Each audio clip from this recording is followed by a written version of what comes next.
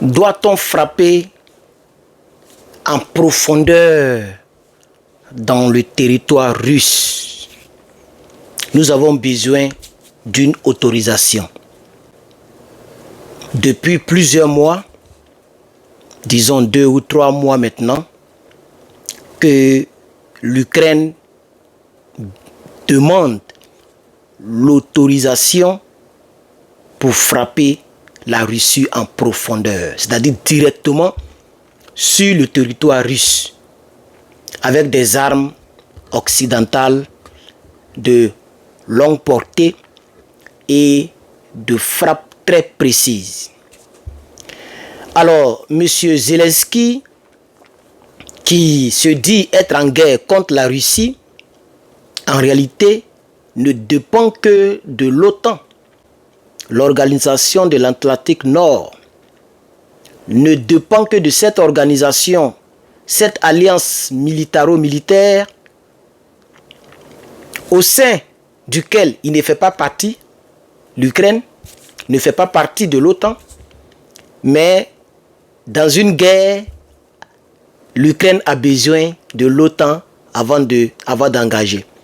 Parce que vous n'êtes pas sans savoir que actuellement tous les chars, toutes les armes, la plus petite arme jusqu'aux plus grandes armes que possède l'Ukraine proviennent directement des pays de l'OTAN.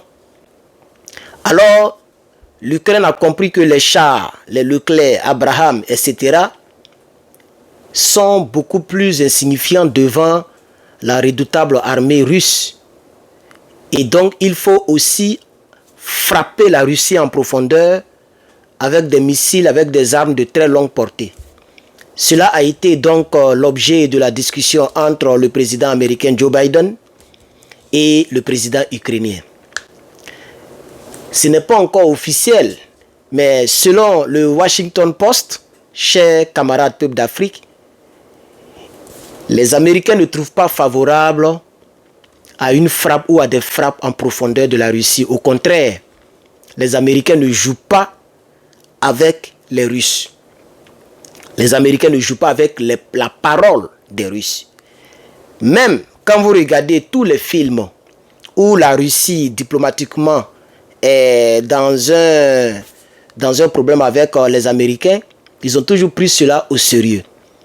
Eh bien, dans la réalité, c'est pareil.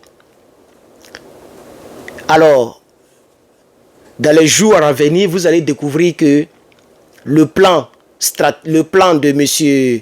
Zelensky, Volodymyr Zelensky, n'est que, c'est-à-dire la juxtaposition de sa volonté. Je veux que ça, je veux qu'on fasse ça, je veux que celui. Il n'y a pas de stratégie militaire. Vous voyez, c'était comme si l'Ukraine continuait d'appeler les pays occidentaux pour pouvoir faire la guerre contre la Russie sous forme de guerre froide. Vous savez très bien que l'Europe néglige encore la Russie jusqu'à aujourd'hui, notamment la France et quelques pays européens pensent que la Russie est leur camarade. Donc ces pays-là continuent de ce qu'on appelle en bon français de gesticuler, de faire des gestes tout seuls, de monologuer, de parler seul, de bavarder seul. Mais quand il s'agit des Américains, les gens réfléchissent à 4 fois lorsqu'il s'agit de la Russie. En réalité, les autorités américaines n'ont pas apprécié le fameux plan qui n'est pas encore officiel, mais selon le Washington Post, comme je le dis, après avoir lu un peu par-ci par-là, déjà dans les coulisses de la Maison Blanche, dans les couloirs de la Maison Blanche, il se raconte que le premier magistrat, donc en exercice, M. Joe Biden, a déjà désapprouvé ce plan pour lequel M. Zelensky a tant fait de publicité. Un plan stratégique sera présenté au pays de l'OTAN pour frapper. Et vous savez très bien que Volodymyr Zelensky est venu ici. Là où je vous parle actuellement, le 24, il est encore ici. Peut-être c'est demain, il va se retourner. Cette nuit, il est là.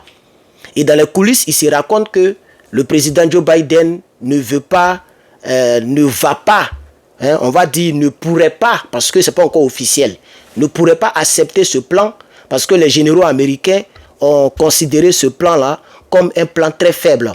Au fait, c'est un plan qui n'a pas de stratégie militaire. Et ça peut impliquer directement les pays de l'OTAN. Le plan que Zelensky, Volodymyr, a soumis aux Américains devant ses généraux, devant la vice-présidente Kamala Harris, etc., vous voyez, c'est un plan qui, c'est comme un enfant qui va voir son père pour dire le fils du voisin m'a frappé. Cet enfant n'est pas venu pour dire que je vais aller me battre avec le fils de mon voisin, voici les coups de poing que je vais lancer. Non. Cet enfant vient pour dire, c'est le fils de mon voisin m'a frappé, papa, il m'a frappé, il faut aller me venger. Or, le voisin dont le fils a frappé l'enfant, ce voisin-là, c'est Michael Tyson. Quand c'est comme ça, on réfléchit à deux fois. C'est cette image que je vais vous raconter, c'est ce que nous avons découvert dans nos recherches via, bien sûr, notre mini-ordinateur, notre tablette qui est là, chers camarades Peuple d'Afrique. Voilà. Alors, donc, chers camarades, voilà, les grandes lignes que j'ai pris la peine de noter, c'est que il n'y a aucun plan stratégique militaro de la part de l'Ukraine. C'est comme si on vient solliciter directement l'OTAN pour s'impliquer. Or, M. Poutine a été très, très clair. Toute personne qui va s'interférer dans cette crise recevra ce qu'elle va recevoir. Vous savez très bien que Poutine est leader en termes de frappe et des Satan 3 à Satan 8. Ok? Donc, il a été très clair. Lorsque les généraux, lorsque le président lui-même, ok, les grands responsables des États-Unis, lorsqu'ils ont vu ça, parce qu'il faut que les Américains approuvent avant que l'Ukraine frappe. Macron peut bavarder, les Allemands, les Kesha peuvent bavarder sur les plateaux BFM TV. Là, le monde n'est pas dirigé par les BFM TV, par les France 24 et les BBC. Non, le monde est dirigé en réalité par la volonté américaine, la volonté russe, la volonté chinoise, etc. L'Europe, les quelques pays, petits pays qui sont autour là, laissez-les comme ça. Ce ne sont pas des gros durs. Les gros durs, c'est ceux que je viens de citer. Et vous savez très bien que la Chine est déjà du côté du BRICS, du côté donc de la Russie, la Corée du Nord. Ça, c'est le gros dur que je suis en train de citer. L'Inde est calme. L'Inde, c'est comme une eau sacrée. On ne dérange pas l'eau sacrée. Vous voyez, c'est comme la forêt sacrée. Si tu ne maîtrises pas mettre ton pied là-bas. Donc, les Indiens sont calmes. Ils sont à la 4e position mondiale. 4e position militaire mondiale. Il paraît même que l'Inde est en train de dépasser un peu en termes de population, en termes de peuplement. Ok, l'Inde commence à être plus peuplée même que la Chine parce que l'Inde aussi dépasse les 1 milliard d'habitants. Donc, chers camarades, dans ce cadre-là, l'Inde est tranquille. Donc, il y a 3 gorilles, ou bien 4 gorilles, on peut les citer, qui font un peu peur dans ce monde. Les États-Unis, la Russie, la Chine, et puis la Corée du Nord qui ne cesse d'essayer ces missiles intercontinentaux. Donc, vous voyez, alors, pour pouvoir frapper sur le territoire russe, sans que les Russes ne puissent intervenir directement dans les pays de l'OTAN, il faut un plan qui va donc nous édifier.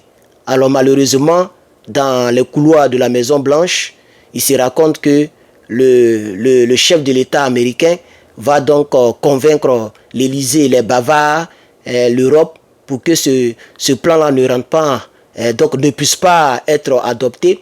Parce que mettre ce genre de plan où l'enfant va dire à son papa, l'enfant de mon voisin m'a frappé, c'est qu'il faut que le papa aille frapper l'enfant. Ce qui n'est pas possible parce que le père, l'autre côté, c'est Michael Tyson. Il peut avoir des vrais coups de poing qui vont sortir. Dans ce cadre-là, ils vont passer par la seule voie qui reste, la négociation. Alors, ce n'est pas encore officiel ce que je raconte, mais ça est sur Washington Post. J'ai vu un peu par-ci par-là, j'ai écouté un peu les choses, c'est en anglais. Si il faut écouter ici, il faut traduire, la vidéo fera plus de 30 minutes. Je veux m'arrêter au plus tôt à 15 minutes. Désolé, il est 23 heures passées. J'ai fini mes exercices pour le campus. L'ordinateur est là. Voilà, j'ai fini mes exercices et donc j'ai fait la recherche, désolé, pour faire cette vidéo, je me sens très fatigué, c'est pourquoi je titube, chers camarades. Alors donc, la négociation sera donc la prochaine étape. Donc lorsque les Américains vont convaincre, ou bien vont annoncer, parce qu'il ne s'agit pas de convaincre l'Europe c'est rien dans ce débat. C'est des bavards, ils sont très forts sur les France 24. Lorsqu'il va leur dire, pour dire, les petits, le gars là, c'est qui fait les nous mettre dans problème, laissons tomber. Vous allez comprendre que c'est l'Occident lui-même qui va prendre le devant des négociations. Il n'aura pas d'autre choix que de se tourner vers Poutine avec respect, avec respect, pas soumission, mais respect, considération vers la Russie dans le but de pouvoir passer à l'étape de la négociation. Alors moi, personnellement, je dis que c'est du gâchis. Des pères de famille, des milliers de pères de famille sont déjà décédés et vous allez voir que, voilà, mais il n'est pas trop tard pour mieux faire. Il faut sauver la vie des autres soldats qui sont déjà dans le front. Donc, il se raconte que très bientôt, ça sera la négociation. Mais on verra l'option officielle parce que vous avez écouté Kamala Harris qui a dit que elle va pas accepter que l'OTAN perde. L'OTAN ne doit pas perdre dans cette guerre. Comme si c'était l'OTAN qui était directement en guerre. C'est pourquoi j'ai dit si je devais voter, à cause de ça seulement, je n'allais pas voter donc la démocrate Kamala Harris parce que je me dis qu'elle est en train de nous mettre à risque. Ça c'est très risqué. Il est mieux de parler en termes de M. Trump en ce qui concerne les guerres un peu partout dans le monde. Je pense que M. Trump a une très bonne position parce que personne ne gagnera. S'il y a une troisième guerre mondiale, personne ne gagnera. On n'est pas dans la première guerre mondiale où les Américains ont mis Nagasaki à genoux et Hiroshima en genoux. Aujourd'hui, nous avons des bombes qui sont 1000 fois puissantes que les bombes de Nagasaki et Hiroshima, ce qui fait très peur. Vous voyez des bombes qui peuvent raser un pays comme la France. Les gens pensent que c'est amusement, mais c'est possible.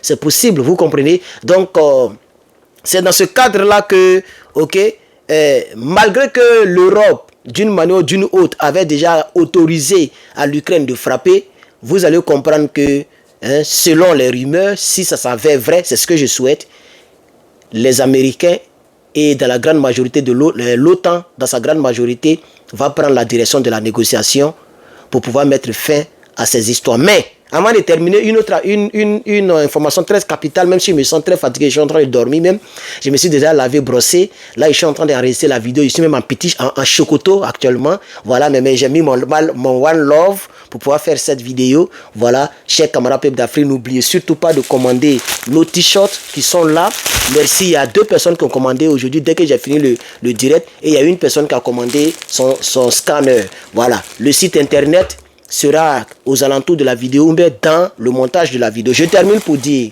que, bien vrai que l'Europe aurait autorisé, les Américains risquent de ne pas autoriser les frappes et la négociation va s'implanter. Mais voilà ce que les Américains, selon les ont dit quelque part, partout, par-ci, par-là, les Américains ont plutôt demandé à l'Ukraine, si vous êtes trop zélé, il est mieux de chercher à reprendre la Crimée, essayer de frapper donc les bases militaires qui sont installées dans la Crimée pour pouvoir affaiblir cette partie-là. Mais si vous voulez vous pencher sur Kremlin, sur la Russie, c'est un gros poisson qui est difficile à pêcher.